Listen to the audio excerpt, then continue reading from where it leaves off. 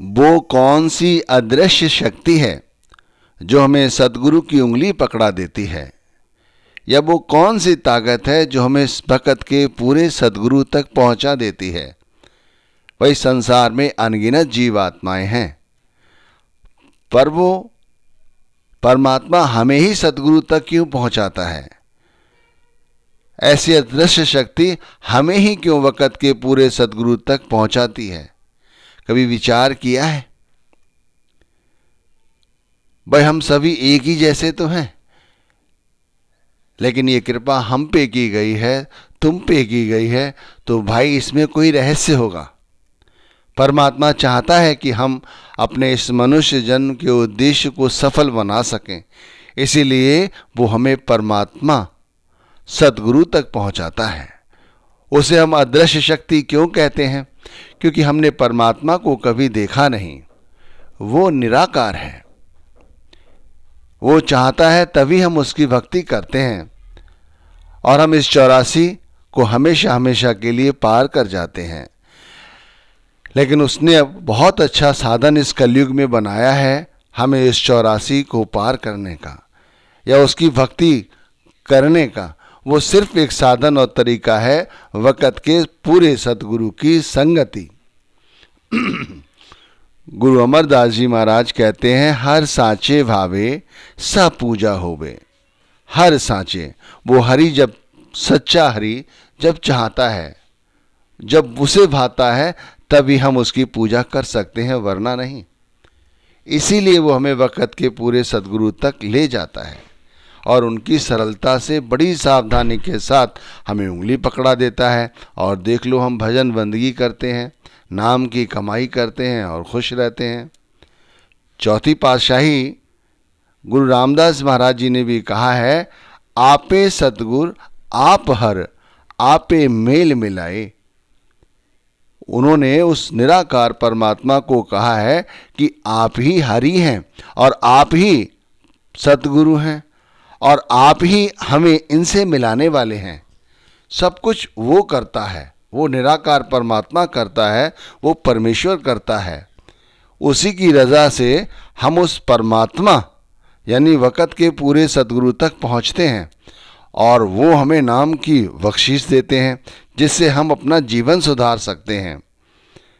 लेकिन भाई हम इस बात को समझते नहीं हैं कि देखो कितना बड़ा कार्य हमारे लिए किया जा रहा है। परमात्मा स्वयं इस कार्य को कर रहा है और उसने हमें इसके लिए चुना है, स्वयं उसने हमें चुना है। वरना मैंने कहा, इतनी सारी जीवात्माएं संसार में हैं, समस्त देशों में पता नहीं कितनी जीवात्माएं रहती हैं, लेकिन उनमें से कुछ एक को ही उस परमात्मा ने चुना है। और आपे सतगुर, वो सतगुर स्वयं ही है। वक़्त के पूरे सद्गुरु परमात्मा ही हैं। ये कहते हैं गुरु रामदास जी, आपे सतगुर आप हर आपे मेल मिलाए। वो अपने आप ही हमारा उनसे मेल जोल मिलाते हैं, हमें उन तक पहुंचा देते हैं। कोई जरिया हमारे सामने ऐसा लाके खड़ा कर देते हैं कि हम उन तक पहुंच जाते हैं। तीसरी पातशाही ने इसे और अच्छी तरह से समझाया है। वो कहते हैं, आपे करता करे कराए आपे शब्द गुर मन बसाए। कहते हैं वो परमात्मा वो ही करता है, वो ही करनहार है और वो ही कर रहा है, और वही शब्द है। आपे शब्द, वो ही शब्द है, वही जो निराकार परमात्मा है, वही नाम है। गुर मन बसाए, वो गुरुमुखों के जरिए, साधु संतों महात्माओं के जरिए हमारे मन में, हमारी आत्मा में व्यवस्था है। तो इस रहस्य को समझना होगा। एक बहुत बड़ी अदृश्य शक्ति है जो हम सभी को चला रही है, जिसकी ओर से हमने अपना ध्यान पूरी तरह से हटा रखा है। लेकिन भाई वो अदृश्य शक्ति परमात्मा है और कोई नहीं।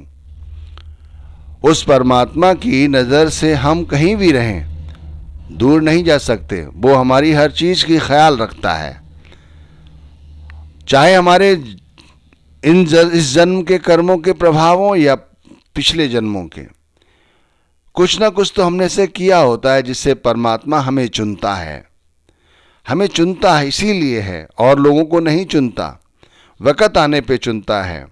आप समझिए, उस परमात्मा ने हमें स्वयं चुना है कि हम गुरुमुखों के ज़रिए, अपने सद्गुरु द्वारा दिए गए नाम की कमाई के ज़रिए उस तक पहुंच सकें और हमेशा के लिए मुक्त हो जाएं।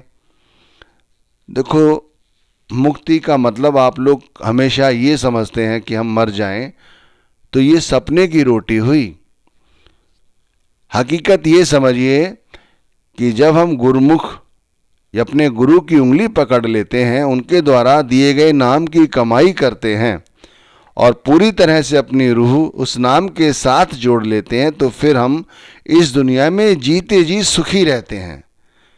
सुखी रहने का मतलब है कि हमारी जो आत्मा है, जो परमात्मा का अंश है, उस आत्मा को हमेशा अपने सद्गुरु की, शब्द की, नाम की सूझी रहती है। अभी क्या है कि हम गफलत की नींद में हैं। ये धन दौलत जो हमने इकट्ठी की है, हम इसका अहंकार करते हैं। जो हमने, हमारे शरीर में ताकत है या जो और अन्य चीज़ें हैं, उनका हम गुमान करते हैं। भाई, ये कुछ भी नहीं है। सब कुछ वो कुल मालिक है जो उस नाम की भजनबंदगी के साथ गुरुमुख या अपने सद्गुरु के साथ जुड़ा हुआ है, वो संसार में रहते हुए सुखी रहता है। भाई, दुख, कष्ट, कलेश किस पे नहीं आते? सब पर आते हैं। लेकिन जो आम बंदा है वो डोल जाता है। जो गुरु का प्यारा है उसे इस पर रत्ती भर भी असर नहीं पड़ता, तो वो सुखी रहता है। तो ये जीते जी सुखी रहने की बात कही जा रही है। मरने के बाद जब हमारा ये शरीर यही मिट्टी के सुपुर्द हो जाता है, तो हमारी आत्मा हमेशा के लिए 84 से मुक्त हो जाती है। ये तब की बात है। लेकिन जीते जी भी समझने की कोशिश करो कि जब वो अदृश्य शक्ति, वो परमात्मा हमें सद्गुरु की उंगली पकड़ा देता है और हम सारी जिंदगी जब तक इस मृत्यु लोक में हैं, इस कलयुग में हैं या यहाँ रह रहे हैं, घर परिवार के साथ रह रहे हैं, हमने उनकी उंगली थामी हुई है, हमने उनके नाम का पल्ला पकड़ा हुआ है, तब तक हम यहाँ सुखी रहते हैं। चाहे हमारी कोई भी स्थिति हो, चाहे हमारी औलाद निकम्मी हो, चाहे हमारे पास कितना ही दुख दरिद्र क्यों ना हो, लेकिन फिर भी नाम हमें ऐसी ताकत देता है कि भाई, ये सब कुछ होते सोते हमारे आत्मा पर, हमारे मन पर इनका कोई असर नहीं होता। देखो भाई, हमने जो कर्म किए हैं उनका फल तो हमें भोगना ही पड़ेगा, और इसीलिए हम कभी दरिद्र हुए हैं यहाँ पर, कोई लोग राजा महाराजा हैं, कोई लोग सब कुछ है, सेठ साहूकार हैं। तो ये अपने कर्मों का प्रभाव है, लेकिन इससे उस भक्ति का कोई लेना देना नहीं है। ये समझने की कोशिश करो कि परमात्मा ने स्वयं हमें चुना है, इसीलिए उन्होंने हमें वक़्त के पूरे सद्गुरु तक पहुंचाया है। देखो, तीसरी पातशाही ने एक जगह और कहा है, जुग जुग साचा एको दाता, पूरे भाग गुर शब्द पछाता, शब्द मिले से बिछुड़े नाही, नदरी सहज मिलाई है। समझने की कोशिश करें इस वाणी में। जुग जुग साचा, इस समय कलयुग है, और जितने भी युग गए हैं उन सभी युगों में, चाहे सतयुग हो, त्रेता हो, द्वापर हो, अब ये कलयुग, जुग जुग साचा एको दाता, वो सच्चा परमात्मा जो निराकार है तब भी सच था, इस युग में अब भी सच है। एको दाता, 10 नहीं, एक दाता, वो एक रहा है, 10 नहीं रहे भाई कि 4 युग हो गए तो 4 परमात्मा हो गए, नहीं, एक, चाहे कोई भी युग रहा हो, उन सभी युगों में एक ही सच्चा दाता है। पूरे भाग गुर शब्द पछाता, जिन हम लोगों में कहते हैं ना, हम में से कुछ लोग को ही परमात्मा क्यों चुनता है, तो पूरे भाग हम में से, अब जिन लोगों के पूरे भाग हैं, जिन पर हम पे सद्गुरु की दया मेहर हो गई है, परमात्मा के जरिए वो हमें सद्गुरु को मिला देता है। शब्द मिले से बिछुड़े नाही, एक बार शब्द का पल्ला पकड़ा देते हैं, फिर हम नहीं बिछुड़ते। नदरी सहज मिलाई है, ये सहजता से मिला देते हैं। लेकिन भाई हम नाम का पल्ला पकड़ने के बाद भी अपने गुरु को, गुरु के नाम को, परमात्मा के शब्द को तवज्जो नहीं देते। हम दिन रात धन दौलत में ही उलझे रहते हैं। भाई ज़रूरत है तो करो, लेकिन ज़रूरत से ज़्यादा इस वक़्त को क्यों जाया कर रहे हो? भाई गुरु सिर्फ नाम इसीलिए देता है हमें कि उसे परमात्मा ने हमारी उंगली पकड़ाई है कि भाई इस व्यक्ति को, इस जीवात्मा को यहाँ से मुक्त करना है, और हम इस बात को नज़रअंदाज कर देते हैं। सब काम पहले करते हैं, गुरु के शब्द की कमाई नहीं करते। अब कितनी बड़ी बात कही है तीसरी पातशाही ने, कुछ समय कही होगी, वो भी हमारी तरह, तुम्हारी तरह ग्रस्त जीवन में रहे। उनका भी घर परिवार था और उन्होंने अपने अनुभव से बात कही है कि भाई उस परमात्मा ने सभी युगों में, वो सच्चा परमात्मा, उस एक परमात्मा ने हमें, हमारे भाग्य को देख के हमें सद्गुरु की उंगली पकड़ाई, हमें शब्द दिया, और हम सहजता से सद्गुरु से मिलके 84 पार कर सकते हैं। लेकिन हम उसी नाम को विसार देते हैं, ये गलत है। तीसरी पातशाही ने एक जगह और कहा है, शब्द मिले ताहर मिले, सेवा पवे सब थाए, पारस परसिए पारस होए, ज्योति ज्योत समाए। ज्योति ज्योत समाए, ये बहुत ऊंची अवस्था है। जब हम भजन बंदगी करते हैं तब कहते हैं ये पारस, ये ज्योति ज्योत समाना, ये आत्मा हमेशा के लिए उस परमात्मा से एक आकार प्राप्त कर लेती है। ज्योति ज्योति में समा जाती है हमारी आत्मा, उस शब्द में समा जाती है, उस नाम में समा जाती है। शब्द मिला ताहर मिले, शब्द मिल गया, समझ लो वो हरि मिल गया, वो परमात्मा मिल गया, वो सब कुछ मिल गया। शब्द मिले ताहर मिले, मिले सेवा पावे सब थाए। अब सभी को ये सेवा मिल जाती है, लेकिन सब इसे विसारने की कोशिश करते हैं, विसारते चले जाते हैं। लेकिन जो सच्चा गुरुमुख है, जो सच्चा गुरु का प्यारा है, वो नाम की कमाई करता है। गुरु नानक साहिब ने कहा है, शब्द गुरु सुरत धुन चेला। हमारा असली गुरु कौन है? वो शब्द, और उस शब्द को ही परमात्मा कहा गया है। और सच्चा सेवक कौन सा है? वो हमारी सुरत, यानी हमारी आत्मा ही हमारी सच्ची सेवक है। तो भाई ये समझने की कोशिश करो, गुरु नानक साहिब के कथन को समझो। सुरत सबद भव सागर तरिए, नानक नाम बखाने। पर इसी सुरत के जरिए शब्द की कमाई करते हुए हम भव सागर से हमेशा के लिए पार जा सकते हैं। पार उतार हो जाता है हमारा, यदि हम शब्द की कमाई करें तो, नाम की कमाई करें तो। सुबह उठकर मैं सिर्फ नाम की कमाई का होका देता हूँ, अपने गुरु के वचनों को आधार मानते हुए संगत को जगाता हूँ कि भाई नाम की कमाई करो, नाम की कमाई करो, नाम की कमाई मत विसार देना, वरना बहुत पछताओगे, बहुत पछताओगे। फिर पछताए होत क्या, जब हाथ से समय चला जाएगा, ये यौवन चला जाएगा, ये श्वासों की पूंजी खत्म हो जाएगी। चाहे गुरु अमरदास जी हों, चाहे गुरु नानक देव जी हों, चाहे स्वामी जी महाराज हों, चाहे हमारे आज के वक़्त के पूरे संत सतगुरु हों, सभी का एक ही कथन है कि नाम की कमाई करो भाई, नाम की कमाई करो, इसके बगैर कुछ नहीं होगा। गुरु घर ने समझाया है, सच्चे शब्द सची पत होई, विन नावे मुकत न पावे कोई। कोई भी व्यक्ति, कोई भी जीवात्मा इस नाम की कमाई के बगैर मुक्ति प्राप्त नहीं कर सकती। विन सतगुरु को नाव न पाए, प्रभ ऐसी बढ़त बढ़ाई है। बताइए इससे ज़्यादा और किन शब्दों का सतगुरु प्रयोग करें? उनके समझाने में कोई कोर कसर नहीं है। मेरे दोस्तों, मेरे भाइयों, मेरी बहनों, मेरी माताओं, सभी से हाथ जोड़कर विनती है, हाथ जोड़ के विनती की जा रही है कि भाई श्वासों श्वास गुरु नाम की कमाई करो। साचे शब्द सची पति होई। ये सच्चा शब्द है और ये सच्ची बात है कि बिन नावे मुक्त न पावे कोई। कोई भी व्यक्ति, कोई भी जीवात्मा मुक्ति जब ही प्राप्त कर सकती है जब वो गुरु नाम की कमाई करे।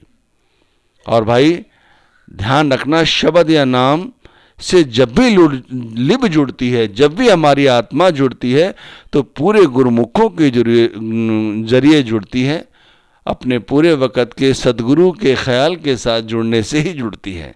हमें इस नाम की कमाई को किसी भी हालत में नहीं जाने देना है, हर वक्त नाम की कमाई करते रहना है। देखो, बहुत सारे हमने ऐसे कर्म किए हैं तो हम उनका भुगतान करते हैं। अब भुगतान करते समय हम रोते हैं, कहते हैं कि बाहरी सुंदरता जो शरीर की है उसे देखकर लोग हमारे बारे में कयास लगाते हैं कि भाई ये तो गुरुमुख होगा। लेकिन भाई आंतरिक अवस्था हमारी क्या है तो हम जानते हैं। हाथ पैर धोने से शरीर सुंदर हो जाता है। कहते हैं वस्त्रों को धोने से वस्त्र साफ सुंदर होते हैं। लेकिन भाई आत्मा का, उसको भी तो धोना ज़रूरी है, उसकी भी तो सफाई ज़रूरी है। आत्मा की सफाई जो है वो नाम की कमाई के बगैर नहीं हो सकती।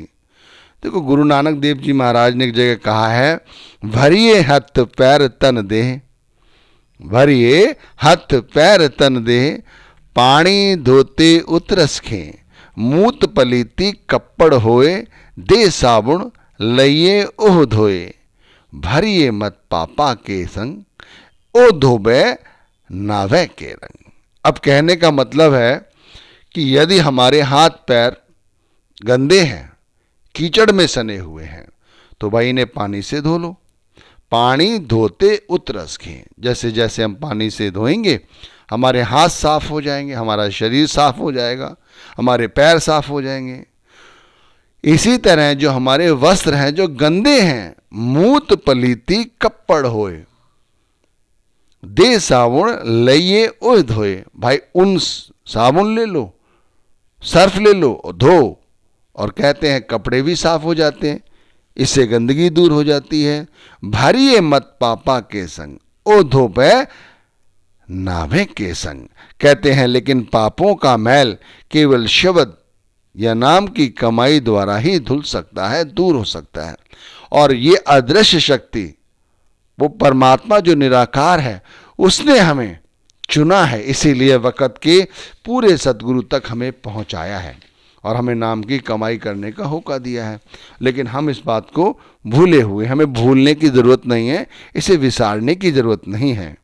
कहते हैं एक बार जब नाम हृदय में बस जाता है, पूरी तरह से नाम की लिव अपने अंदर में जोड़ लेते हैं, तो भाई हमारी दिनचर्या बदल जाती है। हर वक्त हम खुश रहते हैं, हर वक्त हमें परमात्मा का ख्याल रहता है, हर वक्त ऐसा लगता है जैसे हम परमात्मा की गोदी में बैठे हुए हों, हम सद्गुरु की उंगली पकड़ रखी हो, हम सद्गुरु की उंगली पकड़े हुए संसार में भ्रमण कर रहे हैं, संसार का मेला देख रहे हैं।